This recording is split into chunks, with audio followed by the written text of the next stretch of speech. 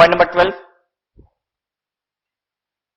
A variety of depreciation method can be used to allocate the depreciation amount of an asset on a systematic basis over its useful life. This method include straight line method, diminishing balance method मतलब WDV method, and the unit of production method जिसे हम production unit method या फिर usage method भी कहते हैं. Straight line depreciation results in a constant charge over the useful life if the residual value of the asset does not change. Straight line depreciation में हर साल का डेप्रिसिएशन बराबर आएगा, लेकिन एक बात का ध्यान रखिए, जब रेजिडुअल वैल्यू या यूजफुल लाइफ चेंज नहीं हो रही है. हर साल आपको रिव्यू भी करना होता है. अगर आप हर साल रिव्यू कर रहे हो, रिव्यू में चेंज आ गया यूजफुल लाइफ में और रेजिडुअल वैल्यू में, तो एसएलएम डेप्रिसिएशन भी क्या होगा, चेंज हो जाएगा. The diminishing balance method results in decreasing charge over the useful life. ठीक है, डिमिनिशिंग बैलेंस मेथड में क्या होता है, हर साल डेप्रिसिएशन का इफेक्ट कम जाएगा. ठीक है. The unit of production method में क्या होता है, unit of production method results in a charge based on expected use of output. अब एग्जाम में क्वेश्चन आता है कि आप बताइए कौन सा मेथड लगाएंगे, तो आपको कैसे आइडेंटिफाई करना है. आप देखिएगा, क्या मशीन का यूज बराबर हो रहा है हर साल, तो क्या बोलेंगे, एसएलएम डेप्रिसिएशन. अगर आपको लगे कि मशीन से हम हर साल बेनिफिट अब धीरे धीरे कम ड्रॉ कर रहे हैं, तो क्या लगाइए, WDV. और अगर आपको लगे कि कोई भी अप एंड डाउन हो सकता है, पहले साल 10,000 यूनिट बनाए, अगले साल 15 हो सकता है, फिर वापस 8 हो सकता है. ठीक है, मतलब यूसेज कम ज्यादा कुछ भी हो सकता है, तो पता है ऐसे में क्या लगाइए, प्रोडक्शन यूनिट. ठीक है. This method is the enterprise selects the method that most closely reflects the expected pattern of consumption of the future economic benefit embodied in the asset. That method is applied constantly from period to period unless there is a change in expected pattern of consumption. कह रहा है जो method आपने apply किया है वो constantly apply करना है, हमेशा आपको अप्लाई करते रहना है. ठीक है. Unless there is a change in the expected pattern of consumption. लेकिन अगर पैटर्न ऑफ कंजप्शन आपकी चेंज हो रही है, जैसे इनिशियली हमको लग रहा था कि हर साल हम बराबर यूज लेंगे, तो एसएलएम लगाना शुरू किए, लेकिन 4 साल के बाद हमको महसूस हो रहा है कि एसेट का यूज या फिर उससे आने वाला इकोनॉमिक बेनिफिट हर साल रिड्यूस होते जा रहा है, तो पता है हम क्या कर सकते हैं, एसएलएम से WDV कर सकते हैं. ठीक है. मतलब चेंज भी परमिटेड है. अगर आपको लगता है कि उसके यूसेज पैटर्न चेंज हो रहा है, तो आप क्या कर सकते हैं, उसका डेप्रिसिएशन मेथड भी चेंज कर सकते हैं. हालांकि AS1 में आपने पढ़ रखा है कि अकाउंटिंग पॉलिसीज वगैरह जो होती है वो क्या होती है, कंसिस्टेंटली अप्लाई होती है. लेकिन पता है ये AS क्या कहता है, ये AS कहता है कि डेप्रिसिएशन एक अकाउंटिंग पॉलिसी नहीं है, ये एक अकाउंटिंग एस्टिमेट है. ये एक एस्टिमेट है, और एस्टिमेट चेंज हो सकता है, कहता है हो सकता है. ध्यान रखिएगा इस बात का. डेप्रिसिएशन अगर आप AS1 वाली बात पढ़ेंगे तो आपने शायद एक पढ़ रखा था ये सारी चीज. ठीक है. कंसिस्टेंसी. ठीक है, कि अकाउंटिंग पॉलिसी कंसिस्टेंटली फॉलो होनी चाहिए. तो क्या डेप्रिसिएशन भी कॉन्स्टेंटली फॉलो करना पड़ेगा, जो मेथड हमने अडॉप्ट कर लिया है. ये AS कहता है कि ये पॉलिसी कहां है, ये तो क्या है, एक सिंपल सा एस्टिमेट है, अंदाज है, अंदाज बदल सकता है हमारा. ठीक है. इसलिए डेप्रिसिएशन का मेथड चेंज हो सकता है. हमने ये बात इसलिए जोर देके बोली क्योंकि इससे पहले जो अकाउंटिंग स्टैंडर्ड था, पता है वो क्या कहता था, डेप्रिसिएशन एक अकाउंटिंग पॉलिसी है. पुराना वाला AS कहता था डेप्रिसिएशन एक अकाउंटिंग पॉलिसी है, और ये वाला AS क्या बोलता है, कहता है ये पॉलिसी वॉलिसी नहीं है, ये क्या है, एक एस्टिमेट है. और एस्टिमेट बदल सकता है, कहता है हाँ बदल सकता है. इसीलिए तो रिव्यू करने पे हर साल जोर दे रहा है. पहला वाला तो पॉलिसी मानता था ना, इसके पहले वाला AS तो अलग ट्रीटमेंट की बात करता था. वो कहता था हर साल रिव्यू करना कोई जरूरी नहीं होता, रिकमेंडेटरी है, मन करे तो कर लीजिए, नहीं तो कोई बात नहीं है. That method is applied consistently from period to period unless there is a change in expected pattern of consumption of those future economic benefit, or the method is changed in accordance with the statute to best reflect the way the asset is consumed. और अब जो method change होता है वो prospective effect से होता है. ये बहुत इंपॉर्टेंट चीज है. जैसे हम 4 साल एसएलएम किए हैं, अब आगे WDV लगाना है, तो ठीक है, पुराना क्या किए भूल जाइए, बस आगे WDV लगाते रहिए. पता है इसके पहले जो अकाउंटिंग स्टैंडर्ड था वो क्या कहता था, AS6 depreciation is to be changed with retrospective effect. ठीक है. तो जहां बड़े प्यार से कहिए, बहुत अच्छे से लिखिए इस बात को. ठीक है, क्योंकि यही तो सबसे बड़ा चेंज है इस स्टैंडर्ड का. ठीक है. कितने लोगों को यह बात पता है कि पहले जो अकाउंटिंग स्टैंडर्ड डेप्रिसिएशन का था वो ये कहता था कि depreciation is to be change with retrospective effect. कितने लोग ये बात जानते हैं? ठीक है, बहुत सारे जानते हैं. और जो बच्चे नहीं जानते उनके लिए तो बड़े मजे की बात है. चेंज हुआ तो भी ज्यादा जोर नहीं देना पड़ेगा, क्योंकि पहले वाली बात कुछ पता ही। तो लिखिए वहां पे, change in method of depreciation not required with retrospective effect anymore. Change in method of depreciation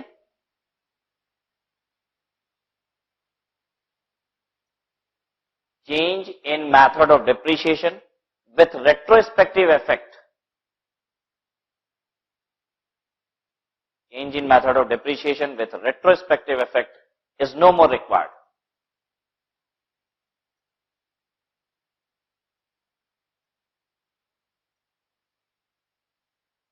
ठीक है, फिर लिखिए, change in method of depreciation is to be done with prospective effect only.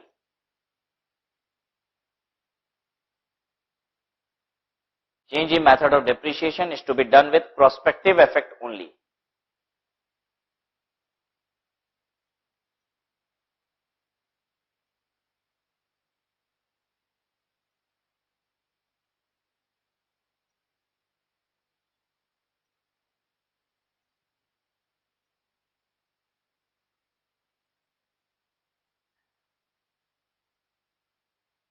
Point number 13, the depreciation method used should reflect the pattern in which future economic benefit of the asset are expected to be consumed by the enterprise.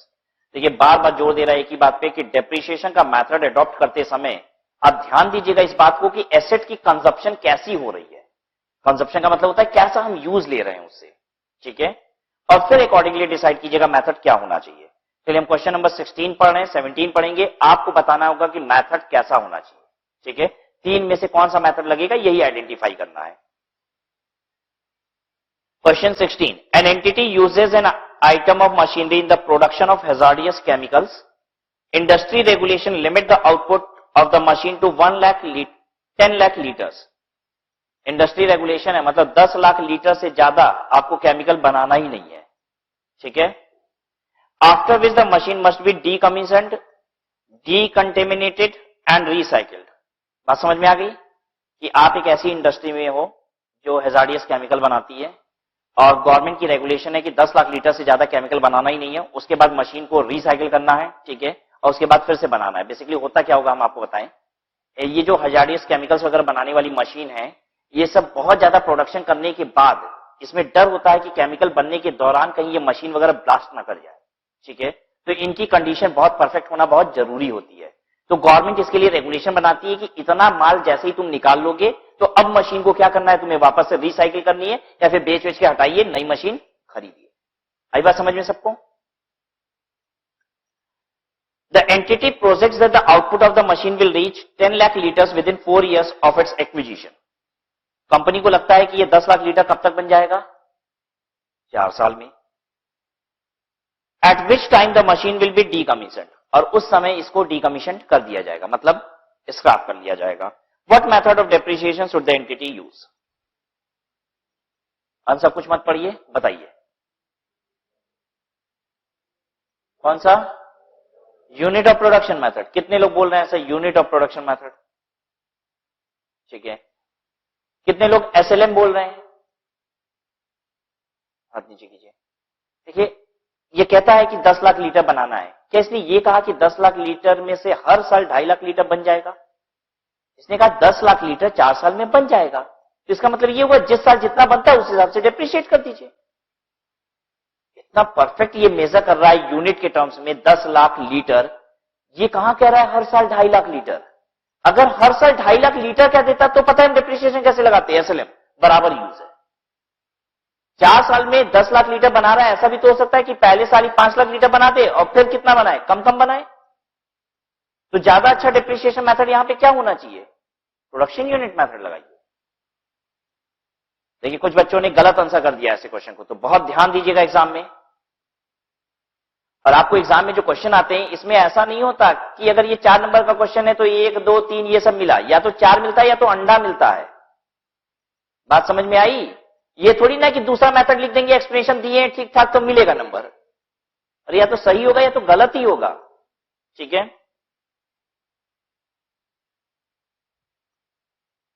सही conclusion होगा तो justification का मतलब है। आप एक पन्ना भर के आइए लेकिन उसमें अगर जस्टिफिकेशन ही आपका सही नहीं है, मेथड ही गलत लिख दियो, तो लाख आप जस्टिफाई कर रहे हो, उससे थोड़ी ना नंबर मिल जाएंगे। तो बहुत सोच के आंसर लिखा करिए, ठीक है, जोर दिया करिए दिमाग पे, फिर आंसर पॉइंट कीजिए, तब उसके बाद एक्सप्लेनेशन पे आइए। अब जैसे ये क्वेश्चन है, आपने बस यूनिट ऑफ प्रोडक्शन मेथड में लिख दिया ना, 4 नंबर का क्वेश्चन है, 2 नंबर तो मिल चुका है, बस बाकी कहानी के 2 ही नंबर हैं। इंटेलिजेंस ही तो चेक कर रहा है एग्जाम में, और क्या कर रहा है आपकी, ठीक है। तो यूनिट ऑफ प्रोडक्शन मेथड लिखेंगे। The unit of production method is probably the most appropriate depreciation method for the entity to apply in depreciating the machine. This method reflects the pattern in which the entity expects to consume the asset future economic benefit. Using this method, 1 by 10 lakh of the cost of the machine. हम क्या करेंगे, cost of the machine का 1 by 10 lakh कर देंगे, मतलब cost of the machine को 10 लाख से divide कर देंगे, इनटू जितना लाख लीटर बनाएंगे हर साल उतना डेप्रिशिएट कर देंगे, ठीक है। क्वेश्चन 17 देखिए। As part of their remuneration package, an entity provides each senior manager with the private use of a luxury motor vehicle of the manager's choice. The executive motor vehicles are replaced every 2 years irrespective of uses. What method of depreciation should the entity use? Company अपने executives को, senior officials को car देती है और कहती है कि इस अपनी मर्जी से कहती है जो कार चाहिए वो ले लीजिए, और 2 साल बाद उससे वापस ले लेती है और फिर नई कार दे देती होगी, कुछ ऐसा करती है, ठीक है। कितना उस सीनियर ऑफिशियल ने यूज किया है कार को, ये बात नहीं देखी जाती है, 2 साल बाद कंपनी लेके उसे नई कार दे देती है। अब आपको ये बताना है कि डेप्रिसिएशन कैसे चार्ज करेंगे, स्ट्रेट लाइन मेथड, क्या साल पे, बस 2 साल पे, ठीक है। 10 लाख की कार है तो 5 लाख पहले साल, 5 लाख दूसरे साल, ठीक है। हाँ, हालांकि 2 साल बाद कार ये लोग बेचते भी होंगे, तो जो भी स्क्रैप वैल्यू होती होगी वो लेस करके फिर डेप्रिशिएट करेंगे।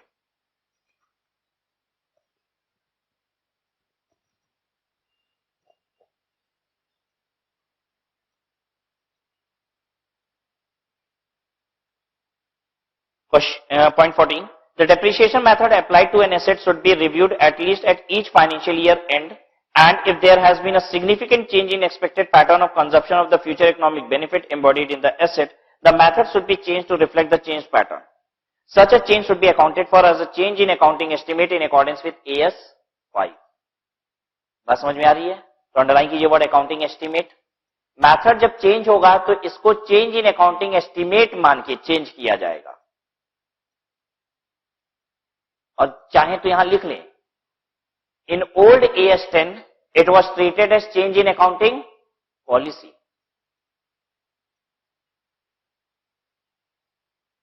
इन old AS 10 it was treated as change in accounting policy.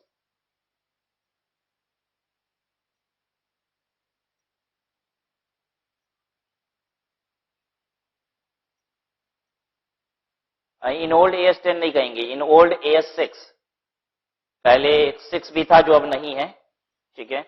Depreciation accounting, in old AS 6 लिख लीजिए, in old AS 6 it was treated as change in accounting policy, और अभी से ट्रीट किया जाता है चेंज इन अकाउंटिंग एस्टिमेट। और यही अंतर आ जाता था, जब हम उसे चेंज इन अकाउंटिंग पॉलिसी बोलते थे तो उस पर AS 1 लग जाता था, अब क्या लगने लग गया, AS 5। पहले उस पर AS 1 लग जाता था और वो ये बोलता था कि अकाउंटिंग पॉलिसी हमेशा क्या होनी चाहिए, कंसिस्टेंट, ठीक है, और accounting policy should be consistently applied होना चाहिए। और इसीलिए क्या होता था कि अगर मान लीजिए हम SLM मेथड अभी तक लगा रहे थे और अब आगे WDV लगाना चाहते हैं, तो हमको विथ रेट्रोस्पेक्टिव इफेक्ट क्या करना पड़ता था, WDV। Question number 80। On 1st April 2013, an entity acquired a machine for ₹5 lakh. Management estimated the machine's residual value as nil. Furthermore, management believed that the diminishing balance method computed at the rate of 8% per year reflects the pattern in which the entity expects to consume the machine's future economic benefits. At the entity's 31st March 2017 financial year end, its assessment of the machine changed. 31 मार्च 2017 को change हो गया assessment machine के respect में कुछ। एक बात बताइए, पहले डेप्रिसिएशन क्या साल का चार्ज हो चुका है, क्या साल का चार्ज हो चुका है, बोलो 3 साल। पहला डेप्रिसिएशन चार्ज हुआ होगा 31 मार्च 2014, देन 15, देन 16, अभी मार्च वाला 2017 चार्ज नहीं हुआ है. Management now estimates that the straight line method of depreciation at the rate of 6% per year better reflects the pattern in which the entity expects to consume machines remaining future economic benefit. 31 मार्च 2017 को company को लग रहा है कि अब WDV की जगह SLM होना चाहिए और रेट भी 8% की जगह कितना होना चाहिए, 6 होना चाहिए. कोई तकलीफ किसी को इस बात में? क्या कंपनी ऐसा सोच रही है तो कर भी सकती है क्या?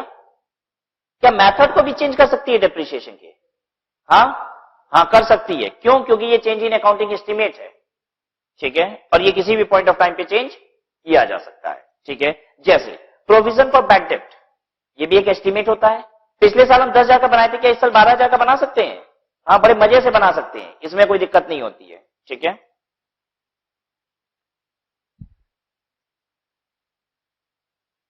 how much the entity account for revised assessment of its machine for the year ended 31st March 2017. Basically आपको 31 मार्च 2017 का डेप्रिसिएशन कितना होगा यही बताना है. ठीक है,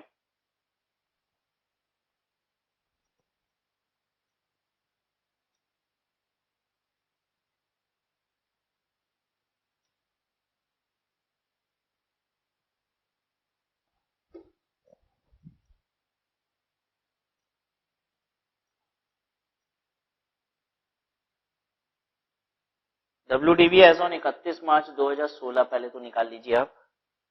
5 लाख में से 8% क्या बार घटा होगा? 3 बार. आता है करने? हाँ, एक साथ 3 साल का डेप्रिसिएशन घटा पाओगे?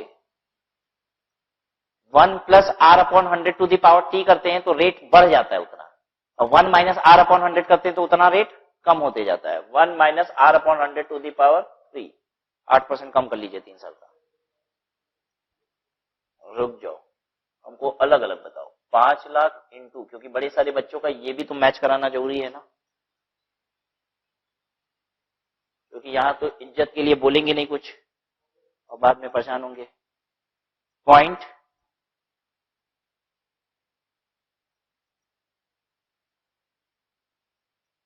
कैसे होता है ये सॉल्व? 100 माइनस 8 अपॉन 100 है तो 92 upon 100, 92 upon 100 is equal to, into is equal to, फिर इज इक्वल टू.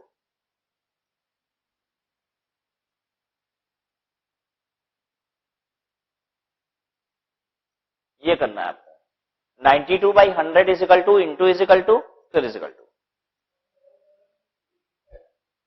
0.7787.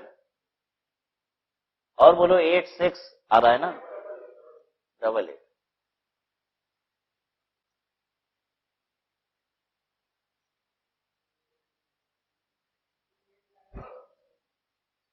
थ्री 8 9 344.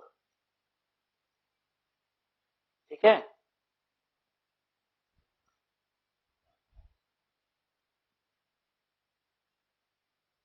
और जिसको ऐसे नहीं करने आ रहा है वो घसीटा मार गणित भी लगा सकता है. घसीटा मार गणित कैसे लगाते हैं? 5 लाख माइनस 8%, कैलकुलेटर पे करिए जितना आया, -8%, -8%, 3 बार -8%, -8%, -8% करते जाइए, आ जाएगा.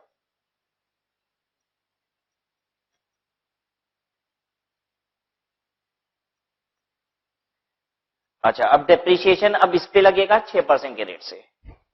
Depreciation for year ended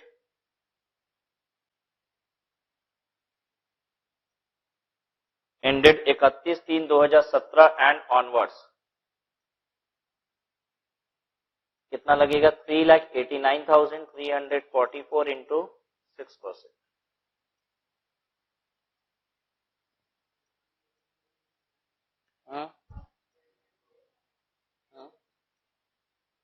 260, 300. ठीक है,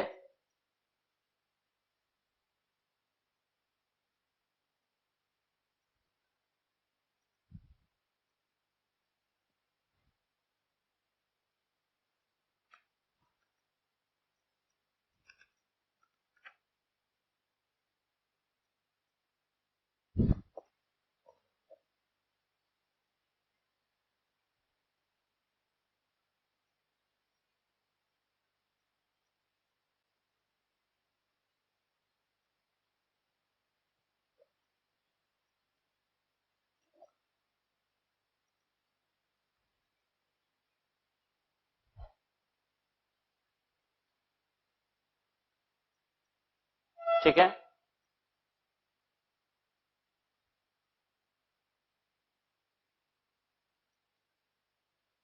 क्वेश्चन 19 देखिए। On 1st April 2015, an entity acquired a machine for ₹30 lakh. Management estimated the useful life of the machine as 20 years and its residual value as nil. Furthermore, management believed that the straight line method reflects the pattern in which it expects to consume the machine's future economic benefit. Machine was installed and ready for use as intended by management on 1st May 2015. हर date को ध्यान में रखिएगा। Ready for use की date कौन सी दे रहा है? 1st May 2015.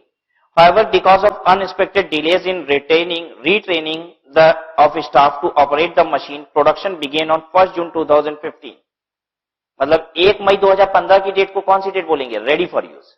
और फिर जो 1 जून 2015 की डेट है, ये कौन सी डेट हो गई? Put to use. ठीक है। प्रोडक्ट, क्योंकि देखिए मशीन तो 1 मई को तैयार थी, लेकिन सिंस मेरे स्टाफ ट्रेन नहीं थे कि वो लोग मशीन चला पाए, इसलिए 1 महीने का डिले हो गया और मशीन ऑपरेशन में कब आई? 1 जून 2015। ठीक है। डेप्रिसिएशन कब से मिलता है? रेडी फॉर यूज से, पुट टू यूज से? Ready for use. ठीक है। अब क्वेश्चन इससे जो बनेगा वो ये सब बनेगा कि कब से डेप्रिसिएशन लगेगा। तो एक एक डेट को बहुत ध्यान से पढ़ते रहिएगा। फिर देखिए क्या हुआ। फ्रॉम 1 जून 2017, कुछ साल बाद की बात हो रही है, 2 साल बाद, 1 जून 2017 टू 30 जुलाई 2017, यानी 2 महीने के लिए, machine was idle because the employees that operate the machine had embarked on industry-wide industrial action in form of stay away. सब आंदोलन पे आ गए हैं। ठीक है। और 2 महीने के लिए सब काम नहीं किए हैं। 1 जून 2017 से लेकर 30 जुलाई 2017 तक तो मशीन आइडल पड़ी थी। अच्छा, एक बात बताइए, इस पीरियड में डेप्रिसिएशन मिलता है कि नहीं? मिलता है। मशीन खाली पड़ी रहती है तो भी मिलता है। हाँ, मिलता है। डेप्रिसिएशन मिलता है, ये लैंग्वेज नहीं बोलनी चाहिए थी। डेप्रिसिएशन मिलता है, ये इनकम टैक्स वाली भाषा है। डेप्रिसिएशन लगेगा? हाँ, लगेगा। डेप्रिसिएशन चार्ज होगा? हाँ, होगा।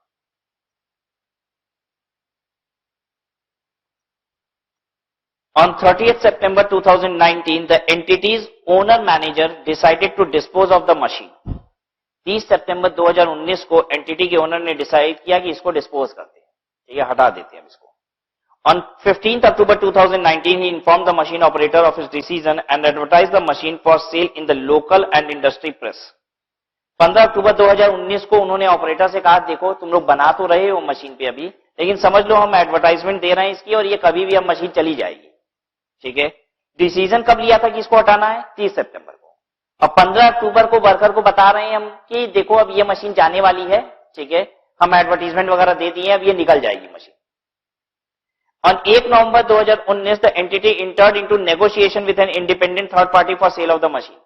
1 नवंबर को एक क्लाइंट भी मेरे पास आया। ठीक है। मोल भाव भी उसके साथ चला। ठीक है। कितने में खरीदोगे?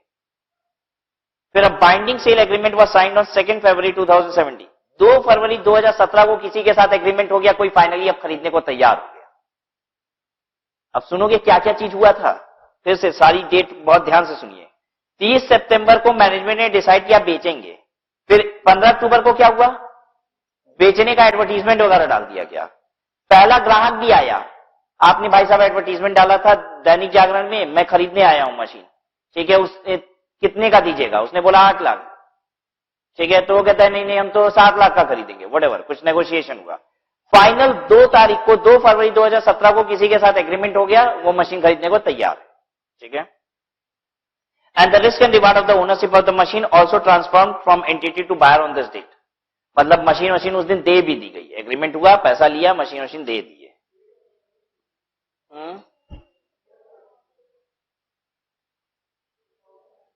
हाँ, बाइंडिंग सेल एग्रीमेंट करिए उसको 2019।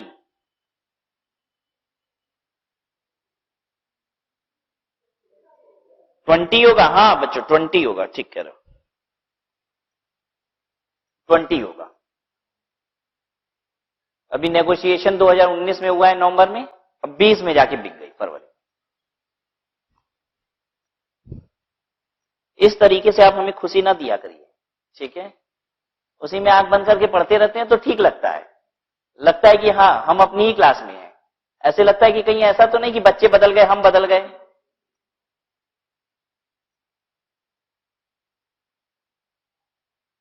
अब part 1 of the question, when must the entity start to depreciate the machine? Depreciation कब से स्टार्ट होगा? 1 मई 2015। 1 मई 2015।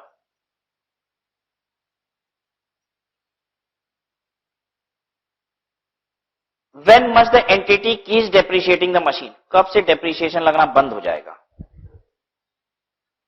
2 फरवरी 2020। 2 फरवरी 2020।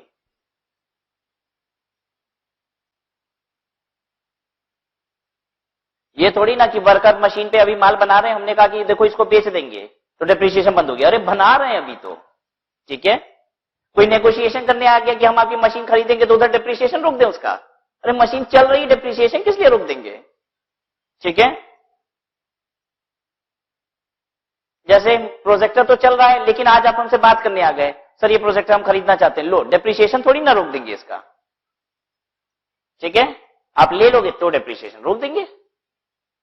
फिर उसके बाद must the entity temporarily suspend depreciation of the machine between 1st June to 31st July 2017? नहीं, सस्पेंशन नहीं होगा, depreciation चलता रहेगा। Changes in existing decommissioning, restoration and other liabilities. Point number 1. The cost of the property, plant and equipment may undergo changes subsequent to its acquisition or construction, or account of changes in liability, price adjustment, changes in duties, changes in initial estimates of amount provided for dismantling, removing, restoration and similar factors. Such changes in cost should be accounted for in accordance with point 2 and 3 below. क्या मतलब है? हमने किसी से एक machine खरीदी, ठीक है। कंपनी जब मशीन देती है, जब आप एक मशीन खरीदते हो तो उससे रिलेटेड जितनी भी और कॉस्ट होती है, जैसे इसका फ्रेट, ठीक है, इसकी इंस्टॉलेशन का खर्चा, ये सब मशीन के साथ कैपिटलाइज हो जाता है कि नहीं? हो जाता है। हम जिस कंपनी से मशीन खरीद रहे हैं वो इंस्टॉलेशन सर्विस भी हमें देती है, ठीक है, और वो खुद ही इंस्टॉलेशन के हिसाब से चार्जेस आपसे मांग लेती है, ठीक है। जब आपने अपनी इंडस्ट्री उनको दिखाई तो उन्होंने बताया कि देखिए आपके यहां इंस्टॉल करने का और मशीन का मिला के टोटल पैसा लगेगा 25 लाख रुपया, ठीक है। बेसिकली उसमें मशीन थी 20 लाख रुपए की, और 5 लाख रुपए तो आपसे सिर्फ किसका लिया जा रहा है? इंस्टॉलेशन का, ठीक है। इंस्टॉलेशन में जितनी कॉम्प्लेक्सिटीज होती है उसके हिसाब से लिया जाता है। जैसे आपने बहुत सारा काम पहले ही करा रखा है तो इंस्टॉलेशन आसान होगा। आपके में कुछ नहीं किया हुआ है, बहुत सारी चीज बनानी पड़ेगी आपकी इंस्टॉलेशन के लिए, तो अकॉर्डिंगली ज्यादा पैसा होता है। तो इंस्टॉलेशन का पैसा फिक्स नहीं है, ये पैसा तो फिक्स है 20 लाख रुपया। लेकिन जिस कंपनी से आप मशीन लेते हो, इंस्टॉलेशन का डिपेंड करता है कि आपके यहां इंस्टॉलेशन में कितना काम करना पड़ेगा, उसके हिसाब से पैसे लिए जाते हैं, ठीक है। 25 लाख रुपए कंपनी ने बताया, ठीक है, और मशीन इंस्टॉल कर दिया, तो आपने 25 लाख रुपए पे डेप्रिसिएशन स्टार्ट कर दिया। बाद में कंपनी ने आपको जब इनवॉइस भेजी तो उसमें सिर्फ 24 लाख रुपए ही था। रीजन बीइंग कि उन्होंने इंस्टॉलेशन का सिर्फ 4 लाख रुपए चार्ज किया था। उन्होंने बताया कि जब हम इंस्टॉल किए तो हमें ये सारे काम नहीं करने पड़े थे। उन्होंने बताया था कि देखिए जब हम लाइन चेक करेंगे तो उस लाइन में अगर ये चीज होगी तो फिर हम आपकी ये चार्जेस नहीं लेंगे, अदरवाइज ये काम करना पड़ेगा तो ये चार्जेस लेंगे, ठीक है। जब हम आपके यहाँ इंस्टॉलेशन करने आएंगे तो देखेंगे वो वाली जो पहले से एक पार्ट लगा हुआ है वो अगर ठीक होगा तो उसी में अटैच हो जाएगा, तो पैसा कम लगेगा, नहीं तो ज्यादा लग जाएगा। बस समझ में आ रही है? कुछ इस तरीके की बात थी। तो उन्होंने जब अपनी इंस्टॉलेशन का जोड़ा तो 4 लाख रुपए जोड़ा, इसलिए टोटल बिल कितने की आई? 24 लाख रुपया। तो अब क्या मेरा डेप्रिसिएशन चेंज हो जाएगा या जैसे चल रहा था वैसे ही चलेगा? बिल्कुल चेंज होगा। तो अब यहां पे यही सब पढ़ने वाले हैं, ठीक है। तो cost of property, plant and equipment में undergo changes subsequent to its acquisition. खरीदने के बाद भी उसकी कॉस्ट चेंज हो सकती है। क्यों चेंज हो सकती है? Because of changes in liabilities, ठीक है। चेंजेस इन प्राइस एडजस्टमेंट हो गया। प्राइस एडजस्टमेंट होने का मतलब है खरीदने के बाद मोल भाव शुरू कर दिए हम। मशीन खरीद लिए, 1 साल बाद जब पेमेंट देना था तो हमने कहा 25 लाख नहीं देंगे, 23 देंगे बस। ज्यादा बिल बना दिए थे, उनको पता है उस दिन 23 लाख की मिल रही थी, तो तैयार भी हो जाता है, कहता है ठीक है 23 लाख ही दे दीजिए। तो अभी तक तो हमारी बुक्स में कितने का चल रहा था? 25 लाख रुपया, ठीक है। हम नेगोशिएट किए, 23 लाख रुपया हो गया तो प्राइस चेंज हो जाएगी, कॉस्ट चेंज हो जाएगी। कह रहा है प्राइस एडजस्टमेंट हो सकता है, चेंजेस इन ड्यूटीज, टैक्सेस वगैरह की कोई एडजस्टमेंट हो सकती है, उसकी वजह से चेंज हो गया। Changes in initial estimate of amount provided for dismantling, actually उस कंपनी ने कहा था कि आपकी पुरानी मशीन वहां लगी हुई है वो हटाएंगे फिर ये लगाएंगे, तो डिसमेंटल वगैरह का सब मिला के पैसा बताया था, ठीक है, लेकिन बाद में उतना पैसा लगा नहीं तो कंपनी ने बिल भी कम की, हमको रेस की। रिमूविंग, रेस्टोरिंग और सिमिलर फैक्टर्स। अब देखिए करना क्या है, अब ये समझते हैं। Point number 2, if the related asset is measured using the cost model. अब बात यह आएगी कि जो 25 लाख की मशीन अब 24 लाख की हो गई या फिर 26 लाख की हो गई, कुछ भी, या तो बढ़ गई या तो घट गई, तो उस मशीन को अभी तक आप कौन सा मॉडल अपना रहे थे, कॉस्ट मॉडल की रीवैल्यूएशन मॉडल। अगर कॉस्ट मॉडल अपना रहे थे तो ट्रीटमेंट क्या होगा, ये पॉइंट नंबर 2 में दिया है। और अगर आप रीवैल्यूएशन मॉडल अभी तक अपना रहे थे तो ट्रीटमेंट क्या करना है, as given in point number 3। Cost model में आप क्या करते थे, आप एसेट को डेप्रिशिएट करते थे और जरूरत पड़ती थी तो इंपेयर करते थे, ठीक है। If the related asset is measured using the cost model, A subject to B, changes in the liability should be added to or deducted from the cost of the related asset in the current period. Asset की cost को कम या ज्यादा कर दीजिए, ठीक है। तो entry क्या करना होता है, जैसे एंट्री थी अभी तक, देखिए हम कर करके दिखा रहे हैं, एसेट डेबिट टू सप्लायर, अभी तक आपकी एंट्री क्या थी, 25 लाख रुपया, ठीक है। अब मान लीजिए ये 24 लाख रुपए हो जाता है, तो एंट्री हम क्या कर देंगे, कह रहा है सप्लायर डेबिट टू एसेट कितना, और अगर बढ़ानी हो तो क्या करिए, asset debit to supplier 1 lakh की एंट्री मार दीजिए। B, the amount deducted from the cost of the asset should not exceed its carrying amount. अब थोड़ा जोर देना पड़ेगा दिमाग पे, ठीक है, बहुत आसान बात नहीं है। The amount deducted from the cost of asset should not exceed its carrying amount. जब तक फिगर नहीं लिखेंगे तब तक आप बिल्कुल भी नहीं सोच पाएंगे इसके लिए। कॉस्ट थी 4 लाख, ठीक है, अभी तक इसकी पेमेंट नहीं किए हैं। अगर पेमेंट कर देंगे तो फिर कुछ चेंज होती है क्या कॉस्ट, नहीं, पेमेंट बाकी है तभी तो कॉस्ट चेंज हो रही है, ठीक है ना। कॉस्ट थी 4 लाख रुपया, इसकी कैरिंग अमाउंट आज थी 1 लाख रुपया। इसका मतलब क्या हुआ, 4 लाख की एक एसेट खरीदे, डेप्रिशिएट करना शुरू कर दिए जब से खरीदे, आज बुक्स में वैल्यू क्या चल रही है, 1 लाख रुपया। अब आज हमको पेमेंट करना है, हमने नेगोशिएट किया, हमने कहा कि हम 4 लाख रुपया नहीं देंगे, हम देंगे 2,80,000 रुपया, यानी लायबिलिटी कितने से रिड्यूस हो रही है, 1,20,000 से। तो हम यहां पे लिख रहे हैं कि डिक्रीज इन लायबिलिटी, यहां पे पता चली 1.2 लाख।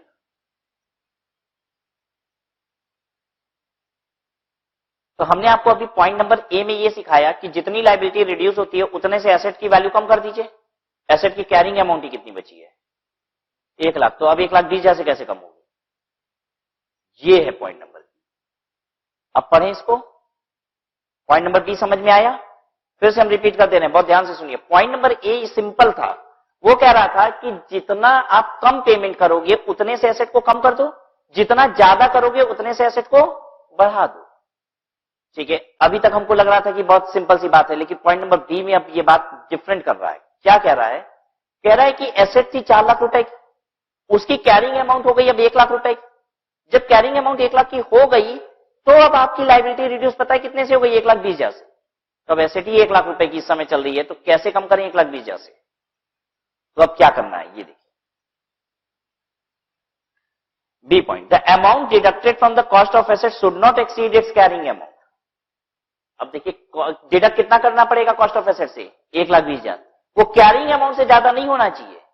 1 लाख कैरिंग अमाउंट है, तो यानी कहना चाह रहा है कि अगर ज्यादा पैसा भी आपकी लायबिलिटी कम हो गई तो भी एसेट को कितने से कम करना, जितनी उसकी कैरिंग अमाउंट है। मतलब एसेट की वैल्यू निगेटिव मत बना देना, ठीक है। अभी तक 1 लाख की एसेट थी, -20,000 की एसेट हो गई, ये नहीं करना है। 1 लाख की एसेट थी, लायबिलिटी 1,20,000 रिड्यूस हो गई, तो कितना कर दो, क्या कह रहा है, अंडा कर दो, 0 कर दो एसेट को। If decrease in liability exceeds the carrying amount of the asset, the excess should be recognized immediately in the statement of PL. और जितना एक्सेस है वो PL में ले जाओ। आई बात समझ में? अब हम एंट्री करके दिखा रहे हैं। जब वो खरीदा गया 4 लाख रुपए का, एंट्री क्या हुई बोलो?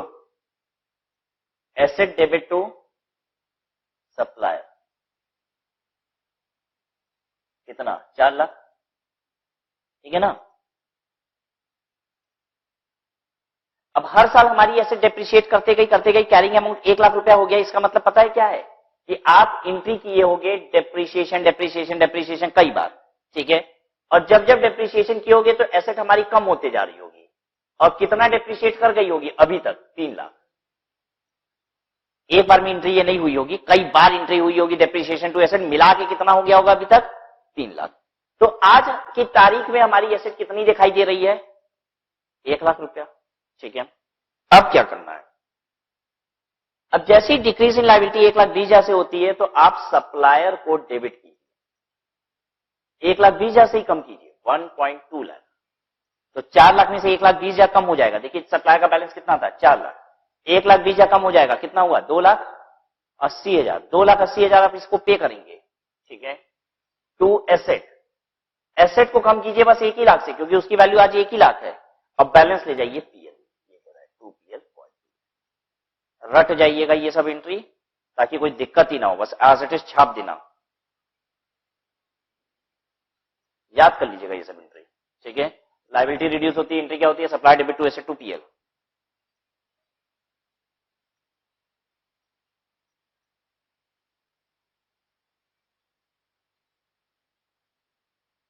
आंसर कीजिए। सपोज यहां पे लायबिलिटी 1.2 लाख से रिड्यूस नहीं होती, 0.2 लाख से रिड्यूस होती है, एंट्री क्या होती? हाँ, सप्लाई टू एसेट 0.2 लाख, ठीक है? बना दी इसी में, ये केस 1 हो गया। अगर यही case 2, decrease in liability 0.2 lakh, ये पता है कहां लिखा था? ये वाली बात पॉइंट नंबर ए में लिखा था, ये वाला बात। डिक्रीज इन लायबिलिटी एंट्री क्या होगी? Supplier debit to asset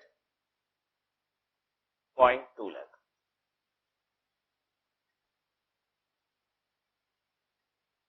point C देखिए, if the adjustment results in an addition to the cost of asset. अब ये बढ़ने वाली बात कर रहा है, ठीक है?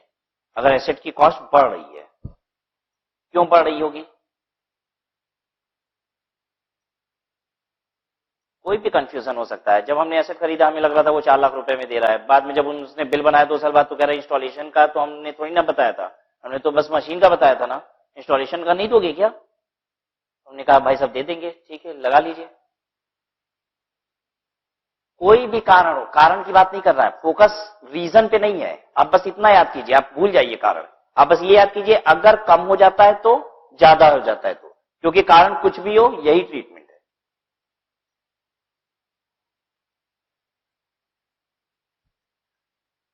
अच्छा, अदर देन वन रीजन आप लिख लीजिए, इंक्रीज और decrease in liability can be because of any reason other than exchange fluctuation. ये बात लिखनी पड़ेगी आपको। क्या लिखेंगे? इंक्रीज और decrease in liability can be because of any reason other than exchange fluctuation. पता है एक्सचेंज फ्लक्चुएशन के लिए एक अलग से एएस है, that is AS11। AS11 exchange fluctuation को डील करता है, और वहां पे इसकी ट्रीटमेंट बताई गई है कि एक्सचेंज फ्लक्चुएशन की वजह से ज्यादा या कम पेमेंट हो गई तो क्या करना होगा, ठीक है? अब पता है वहां क्या लिखा है, ये भी बता दें आपको। वहां पे ये लिखा हुआ है कि एक्सचेंज फ्लक्चुएशन की वजह से ज्यादा पेमेंट अगर देनी पड़ जाती है तो ये पीएल में खर्चा है, चार्ज करके खत्म करिए, और अगर कम पेमेंट देनी पड़ जाती है तो ये इनकम होती है, पीएल में से इनकम की तरह रिकॉग्नाइज कर लीजिए। जैसा डेप्रिसिएशन जैसा एसेट था वैसा ही रहेगा, ये सब बदलेगा नहीं। एक्सचेंज फ्लक्चुएशन ये पीएल आइटम होता है, ठीक है? ये AS11 में लिखा हुआ है। तो AS11 वाला रीजन जो है ये छोड़ के बाकी कोई भी कारण है तो ट्रीटमेंट यही होना है, ठीक है? If the adjustment results in an addition to the cost of the asset, the enterprise should consider whether this is an indication that the new carrying amount of the asset may not be fully recoverable. If it is such an indication, the enterprise should test for the impairment by estimating its recoverable amount and should account for any impairment loss in accordance with AS28. क्या बोल रहा है? कह रहा है आपका increase in liability हो गया, ठीक है? अगर इंक्रीज इन लायबिलिटी हो गया तो एंट्री क्या होगी आपकी?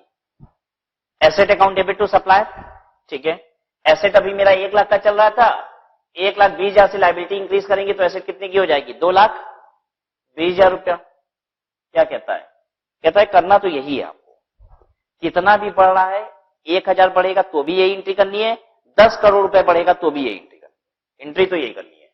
Asset debit to supplier 1.2 lakh. लेकिन एक बात तुरंत कह रहा है, आप एसेट की वैल्यू जैसे ही इतनी बढ़ाओगे तो तुरंत चेक कर लो उसका क्या चीज, रिकवरेबल वैल्यू। ठीक है, आप चेक कीजिए कि नेट सेलिंग प्राइस और वैल्यू इन यूज उसका कितना है, और अगर आपको लगता है कि एसेट की वैल्यू बहुत ज्यादा हो गई है और इंपेयरमेंट लॉस की जरूरत है तो तुरंत इंपेयरमेंट कर दीजिए इस पे। क्लियर है बात सबको?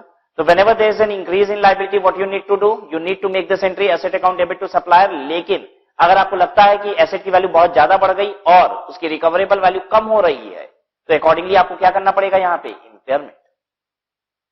ठीक है, तो जब भी आप एसेट की वैल्यू बढ़ाओगे तो इंपेयरमेंट चेक करना है। ठीक है, तो आप ये एंट्री करेंगे, ऑल्सो चेक इंपेयरमेंट, और इंपेयरमेंट चेक करेंगे। तो ये तो सिंपल सा मॉडल था, कॉस्ट मॉडल। अब रीवैल्यूएशन मॉडल अगर लगाए थे तब क्या होगा? मतलब आपने रीवैल्यूएशन भी कर रखा है उसी में। ठीक है, और अब एसेट की वैल्यू बदल रही है because of change in cost. Alert रहिएगा, ध्यान देना होगा। Third point, if the related asset is measured using the revaluation model, A changes in the liability after the changes in liability alter the revaluation surplus or deficit previously recognized on that asset। कह रहा है कि अगर asset की cost बढ़ रही है, घट रही है because of changes in liability, तो कह रहा है रिवैल्यूएशन अगर कर रखे हो तो पहले रिवैल्यूएशन पे असर डालेगा, वो कॉस्ट पे सीधे असर नहीं डालना है। कहां पे डालना है? उसके रिवैल्यूएशन पे असर डालना है। पहला है, a decrease in the liability should subject to be credited directly to revaluation surplus in the owner's interest, except that it should be recognized in the statement of profit and loss to the extent that it reverses a revaluation deficit on the asset that was previously recognized in the statement of PL। कैसी है ये लाइनें? सुंदर लग रही हैं? कुछ समझ में आता है ऐसे जब बोलते हैं? A decrease in the liabilities should subject to be credited directly to revaluation surplus in the owner's interest, except that it should be recognized in the statement of PL to the extent that it reverses a revaluation deficit on the asset that was previously recognized in the statement of PL। जो मन कर रहा है बोलते जाओ बस। लिखते हैं, फिगर के साथ लिखेंगे तभी क्लियर होगी बात। हमने एसेट खरीदा 100 रुपए का, एंट्री बताइए, एसेट डेबिट टू सप्लायर 100। ठीक है,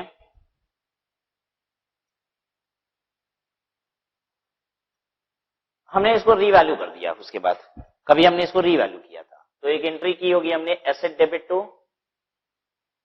रीवैल्यूएशन सरप्लस 20 रुपए।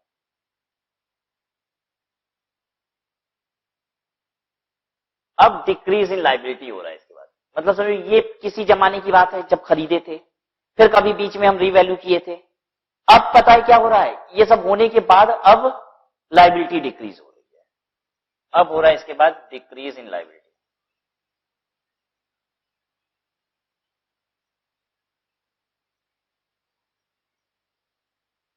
मान लीजिए डिक्रीज इन लायबिलिटी हो रहा है बाय ₹10,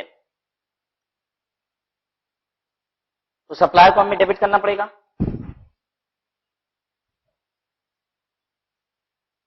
₹10 से तो क्या करेंगे? क्या करेंगे? To revaluation surplus. समझा दें अब इसका मतलब क्यों ऐसा कह रहा है। देखिए, एक 100 रुपए की चीज थी, एक 100 रुपए का सामान था मेरा, ये 100 रुपए का हमने खरीदा था, ये मार्कर हमने 100 रुपए का खरीदा। ठीक है, हमने 20 रुपए रीवैल्यू क्यों किया होगा? कारण बताओ। हमको इसकी मार्केट वैल्यू 20 रुपए अधिक लगी होगी, ठीक है, इसलिए हमने 20 रुपए रीवैल्यू किया होगा। ठीक है, अब सोचो जरा, लायबिलिटी अगर 10 रुपए की कम हो गई, इसका मतलब ये मार्कर हमको कितने का पड़ा? 90 का। अगर ये मार्कर पहले दिन ही 90 का पड़ा होता तो हमने रिवैल्यूएशन कितने का किया होता? 30 रुपए का किए होते। फिर से रिपीट करते हैं, चल रहा है ना? ठीक है, ये 100 रुपए का मार्कर खरीदा हमने और इसे 20 रुपए रीवैल्यू कर दिया। क्यों कर दिया? जल्दी बोलो, बोलिए। क्योंकि मार्केट वैल्यू इसकी कितनी थी? 120। ठीक है, अब हम आपसे कह रहे हैं अगर ये 100 का न खरीद के हम 90 का खरीदे होते तो रीवैल्यू कितना किए होते? पक्का 30 किए होते, मार्केट वैल्यू तो 120 की है ना। ठीक है, अब हुआ क्या, हम तो खरीदे थे 100 रुपए, बाद में सप्लाई कह रहा है कि नहीं लायबिलिटी कम हो गई है, अब कितना देना है आपको? 90 रुपया। तो हम ये कह रहे हैं कि अगर सचमुच 90 का हमको पहले ही पता होता तो रिवैल्यूएशन जिस दिन किए थे उस दिन 20 का नहीं किए होते। कितना किए होते? 30 रुपया। तो आइए रिवैल्यूएशन को 10 रुपया से बढ़ा दें।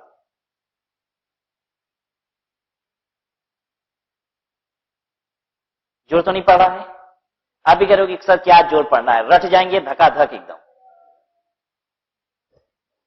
इतना थोड़ी ना दिमाग लगाना है कि रिवैल्यूएशन क्या किए होते, क्या हो गया। तो what entry are you going to make? Is supplier account debit to revaluation surplus. और ये कॉस्ट मॉडल में कौन सी एंट्री मार रहे थे? Supplier debit to asset. ठीक है, फिर देखिए, an increase in the liability should be recognised in the statement of profit and loss except that it should be debited directly to revaluation surplus in the owner's interest to the extent of any credit balance existing in the revaluation surplus in respect of that asset. कोई increase in liability हो रहा है। ठीक है, increase in liability का मतलब हो गया 100 की जगह कितना देना है आपको? 110 रुपया देना है। ठीक है, इसका मतलब ये हो गया कि सप्लायर तो हमारा क्या होगा, यहां पे क्रेडिट होगा 10 रुपये। ये बात तो क्लियर है? अब देखिए क्या बोल रहा है। An increase in the liability should be recognized in the statement of PL. In the statement of PL, यानी आपको PL डेबिट करना है। Except that it should be debited directly to revaluation surplus in the owner's interest to the extent any credit balance existing in revaluation surplus in respect of that asset. यानी अगर आपके पास पहले का revaluation किया हुआ है तो आप पहले उसको खाइए। रिवैल्यूएशन सरप्लस कितना? 10।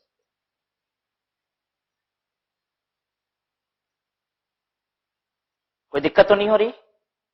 अब आगे समझिए। डिक्रीज इन लायबिलिटी जो था वो 30 रुपया था, तो हम सप्लाई डेबिट करेंगे कितने से? 30 रुपया। रिवैल्यूएशन सरप्लस क्रेडिट करेंगे कितने से? 30 रुपया। हो बच्चों, 30 रुपया। ठीक है, अभी तक 20 था, 30 और क्रेडिट हो जाएगा, 50 हो जाएगा। ठीक है, ये सोचने पे देखिए कैसे गड़बड़ कर दिया आप। फिर से सोचिए इसी को। 100 रुपए का मार्कर खरीदा, ठीक है, 20 रुपए रीवैल्यू किया था। क्यों? मार्केट वैल्यू 120 था। ठीक है, बाद में पता चला मार्कर 100 का नहीं है, 70 ही का है। अगर 70 का पहले से पता होता कितना रीवैल्यू किए होते? 50 रुपया। तो 30 रुपया बढ़ा तो दिया। बच्चों सोचना पड़ेगा। ठीक है, ये बात हो गई। आइए अब इस पे इंक्रीज इन लायबिलिटी 30 रुपया, इंक्रीज इन लायबिलिटी 30 रुपीज से। अब क्या करें? रिवैल्यूएशन सरप्लस डेबिट करेंगे कितने से? 20 रुपया। ही मजबूरी ये है कि रिवैल्यूएशन में है ही कितना पैसा? 20 ही है ना, तो अब डेबिट 30 नहीं कर देंगे, डेबिट 20 करेंगे। ठीक है, और क्या करेंगे साथ ही साथ? पीएल डेबिट करेंगे। इसीलिए पीएल पीएल भी चिल्ला रहा था।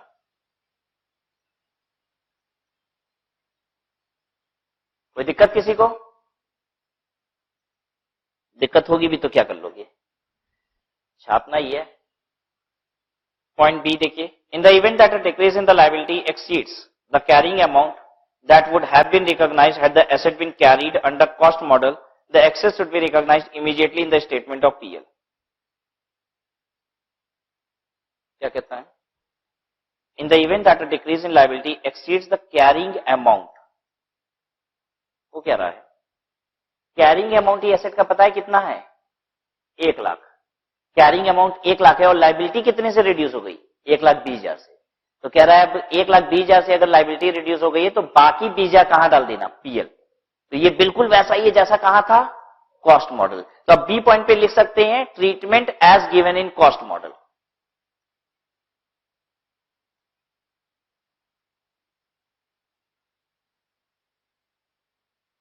B point of cost model and B point of revaluation model are same. Clear? C. A change in the liability is an indication that the asset may have to be revalued in order to ensure that the carrying amount does not differ materially from that which would be determined using fair value at the balance sheet date. अगर आप revaluation model use कर रहे हो ना और liability ऊपर नीचे हुई है तो एसेट की कॉस्ट बदल रही है, ठीक है। कह रहा है तुरंत रिवैल्यूएशन करो, इमीडिएट रिवैल्यूएशन करो, और अगर बढ़ाना है तो बढ़ाओ, घटाना है तो घटाओ, ठीक है। जैसे हमने अभी तुरंत लाइबिलिटी रिड्यूस हुई तो एकाएक एसेट की कॉस्ट क्या हो गई, बहुत कम हो गई। अगर आपको दिख रहा है कि मार्केट वैल्यू ज्यादा है इसकी तो अपवर्ड रिवैल्यू कर लीजिए, ठीक है। तो आपको तुरंत ध्यान रखना पड़ेगा कि आपको क्या करना है, हमेशा चाहे इंक्रीज हो रही हो लाइबिलिटी या डिक्रीज हो रही हो, कुछ भी हो रही हो, रिवैल्यूएशन मॉडल के अंतर्गत वो इफेक्ट डालने के बाद इमीडिएट आपको क्या करना पड़ेगा, revaluation. A change in the liability is an indication that the asset may have to be revalued in order to ensure that the carrying amount does not differ materially from that which would be determined using fair value at the balance sheet date. Any such revaluation should be taken in account in determining the amount to be taken to the statement of PL and owner's interest under. If a revaluation is necessary, all the assets of that class should be revalued. अब ये भी ध्यान दीजिएगा, revaluation कभी भी single asset का नहीं होता है, वो किसका होता है, पूरे क्लास का। तो अगर किसी एसेट की लाइबिलिटी रिड्यूस हुई और आपने उसको रिवैल्यू किया तो फिर ध्यान दीजिए सिर्फ उसी एसेट का नहीं, फिर रिवैल्यूएशन तो सबका ही करना पड़ जाएगा। Now retirement. रिटायरमेंट का मतलब एसेट जा रहा है अब कंपनी से, ठीक है। तो एसेट अगर जा रहा है तो क्या करें फिर। अच्छा, पॉइंट नंबर 4, ये नहीं कि निकल जाने दे, जब बढ़ ही गए सर आगे तो छूट जाएगा पॉइंट, तो कोई पहले ही इतना ज्यादा लिखा हुआ है। 4th point, the adjusted depreciable amount of the asset is depreciated over its useful life. Therefore, once the related asset has reached the end of its useful life, all subsequent changes in the liability should be recognized in the statement of profit and loss as they occur. कह रहा है depreciate करते करते करते करते पता है asset को कहां तक पहुंचा दिए हो तुम, उसकी स्क्रैप वैल्यू तक, और एसेट को एंड कर दियो, यूज भी नहीं करते हो। अब उसके बाद लाइबिलिटी चेंज हो रही है, ऊपर नीचे हो रही है, क्या करें, पीएल डेबिट या क्रेडिट। बात समझ में आई। एसेट का इस्तेमाल वगैरह सब बंद हो गया है आपका, वो अपनी यूजफुल लाइफ के अंत पे है। तो अब कोई लाइबिलिटी चेंज होगी तो अब एसेट की वैल्यू में ऊपर नीचे मत करो अब, ठीक है, क्योंकि अब उसको डेप्रिशिएट वगैरह थोड़ी ना करना है, वो तो ऑलरेडी पूरा यूज कर चुके हैं आप। तो अब क्या कीजिएगा, पीएल में एडजस्ट कीजिएगा, ठीक है। जैसे सप्लायर का बैलेंस आपको कम करना है तो supplier debit to PL, supplier का बैलेंस बढ़ाना है, ज्यादा पेमेंट करनी है तो PL debit to supplier. All the subsequent changes in the liability should be recognized in the statement of profit and loss as they occur. This applies both under cost model and the revaluation model. याद रहेगा सबको। Retirement. Items of property, plant and equipment retired from active use and held for disposal should be stated at lower of their carrying amount and net realizable value. जल्दी से underline कर लो, lower of carrying amount and NRV.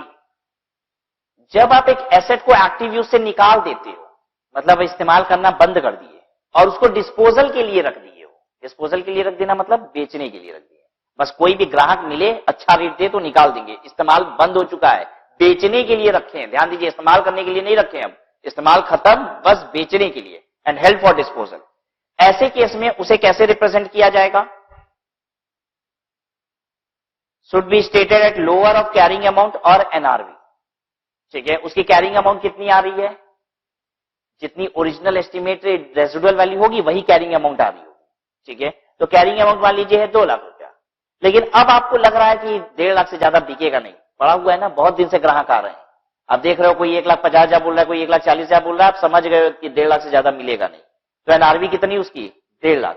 अब उसको कितने पे दिखाइए, 1.5 lakh. Any write down in this regard अब जो वैल्यू कम की उपज आ जाए वो कहां जाएगा? Should be immediately recognised in PL. ठीक है। अच्छा अब एक बात बताइए, कैरिंग अमाउंट तो 2 लाख रुपया है लेकिन उसकी एनआरवी 3 लाख रुपया है। ठीक है, कितने पे रिप्रेजेंट करेंगे? 2 ही लाख पे। ठीक है, कोई चेंजेस करना पड़ेगा? कुछ नहीं। यानी अगर आपको एनआरवी कम हो जाती है तो जितना डिफरेंशियल है वो पीएल में चार्ज कर दीजिएगा। डी रिकॉग्निशन, क्या अंतर होता है रिटायरमेंट में और डी रिकॉग्निशन में?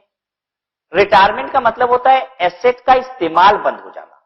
ठीक है, रिटायरमेंट का मतलब होता है एसेट ने छुट्टी ले ली है, वो कह रहा है अब हम आराम करेंगे, इसे कहा जाता है रिटायरमेंट। डी रिकॉग्निशन का मतलब क्या होता है? डी रिकॉग्निशन का मतलब होता है छोड़ के चला गया। ठीक है, जैसे इंसानों के रिस्पेक्ट में रिटायरमेंट का मतलब क्या होगा? काम छोड़ दिया। ठीक है, और डेथ क्या है? दुनिया छोड़ दिया। वैसे ही एसेट के रिस्पेक्ट में अगर हम बात करेंगे तो रिटायरमेंट वो इंसानों वाला रिटायरमेंट ही है, लेकिन डी रिकॉग्निशन का मतलब क्या है? इंसानों के कंपैरिजन में डेथ। अब बस ये एक्सप्लेन करने के लिए वर्ड, अब आपको समझ में आ गया what is retirement and D recognition. Retirement का मतलब है एसेट है, जिंदा है, काम हम नहीं करती है। ठीक है, and what is derecognition? Bracket वहीं पे लिखिए, writing off to PL account. हटा देते हैं उसको, उसका नामकरण हट गया, पीएल में राइट ऑफ करके एसेट हटा देंगे, this called derecognition. Point number 1, the carrying amount of an item of property plant and equipment should be derecognised. कब डी रिकॉग्नाइज करना होता है? On disposal. What is disposal? बेच देना, dispose कर देना। ठीक है, when no future economic benefit are expected from its use or disposal. एक एसेट है, अब आप उसका इस्तेमाल भी नहीं कर पाओगे और बेचोगे भी नहीं, क्योंकि बेच के भी कुछ मिलेगा नहीं, चवन्नी नहीं मिलेगी। ठीक है, तो उसे क्या करते हैं? पीएल में राइट ऑफ कर देते हैं। ठीक है, फिर से सुन लीजिए, जब डिस्पोज कर देते हैं तो राइट ऑफ कर देते हैं, और जब मालूम है कि डिस्पोज करके भी कुछ नहीं मिलेगा, इस्तेमाल करके भी कुछ नहीं मिलेगा, तो भी राइट ऑफ कर देते हैं। ठीक है, the gain or loss arising from the derecognition of an item of property plant and equipment should be included in the statement of PL when the item is derecognised unless AS 19 leases requires otherwise on a sale or lease back. ठीक है, lease asset के respect में AS 19 बताता है कि क्या होना चाहिए डी रिकॉग्निशन पे। ठीक है, तो उसकी बात नहीं की जा रही है यहां पे। Gain should not be classified as revenue as defined in AS 9 revenue recognition. यहां पे गेन रेवेन्यू नहीं होता है as defined in revenue recognition. Basically यहां जो गेन होता है वो इनडायरेक्ट इनकम होता है, वो टर्नओवर की तरह कंसिडर नहीं होता है। ठीक है, कहना ये चाहता है कि जब भी आप एक पुरानी एसेट को बेच के कुछ पैसा आता है तो दैट इज नॉट रेवेन्यू, वो बिजनेस की रेवेन्यू नहीं है, उसमें जितना कमाते हो वो इनडायरेक्ट इनकम की तरह क्या करते हो? बस दिखा देते हो। Point number 3, however an enterprise that in the course of ordinary activities routinely sells item of property plant and equipment that it had held for rental to others to transfer such asset to inventories at their carrying amount when they cease to be rented and become held for sale। आपके पास बहुत सारी assets होती है, अब generator किराए पे चलाते हो, अब जनरेटर किराए पे चलाते हो, 5 साल चलाते हो, 5 साल चलाने के बाद उसको बेच देते हो। ठीक है, तो 5 साल जैसे ही जनरेटर चलता है वो तुरंत बेचते हो आप, और आपके पास 50 जनरेटर है इस तरीके से। ठीक है, तो क्या कह रहा है कि जैसे ही आप किराए पे चलाना बंद कर चुके हो उसको इन्वेंट्री में ट्रांसफर कर दो, और किस पे ट्रांसफर कर दो? At their carrying amount. तीसरी लाइन में अंडरलाइन कीजिए, inventories at their carrying amount. किसको रिकॉर्ड कर रहे हैं as inventory? Property plant and equipment को। कौन सी प्रॉपर्टी प्लांट एंड इक्विपमेंट को? जिसको आप किराए पे चलाते हो और एक सर्टेन समय के बाद आप क्या कर देते हो? उसको एक सर्टेन समय के बाद उसको बेचने के लिए तैयार हो जाते हो। तो जब बेचने के लिए तैयार हो गए हो तो उसको इन्वेंट्री में दिखा दो। ठीक है, when they cease to be rented and become held for sale, the proceeds from the sale of such assets should be recognized in revenue in accordance with AS 9 revenue recognition। और अब इसको बेचेंगे तो वो रेवेन्यू कहलाएगी। आई बात समझ में? तो रेवेन्यू कहलाएगी। इनकम कैसे दिखाई देगी?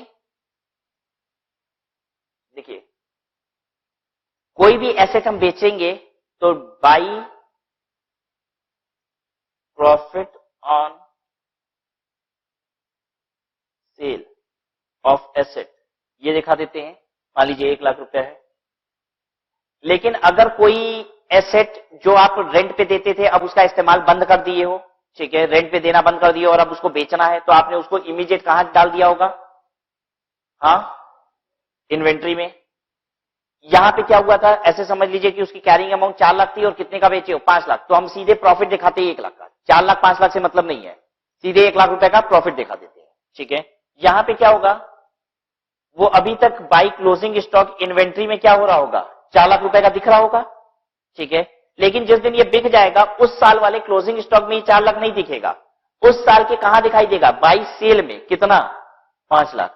ऑटोमेटिक 1 लाख रुपए का प्रॉफिट बढ़ गया कि नहीं, बढ़ गया। तो ये करना होगा, ये बता रहा है। कह रहा है कि अगर आप एसेट को सेल करते हो जो अभी तक रेंट पे देते थे, तो अब उस केस में क्या होगा, वो रेवेन्यू कहलाएगी। ठीक है, तो स्टॉक हटेगा, रेवेन्यू बढ़ेगा, आपका सेल बढ़ेगा। लेकिन अगर एक एसेट आप इनमें किराए पे नहीं चलाते थे, खुद यूज करते थे, और after certain period of time आप उसे क्या कर रहे हो, बेच रहे हो, तो सिर्फ और सिर्फ प्रॉफिट ईपीएल में आपके जाएगा।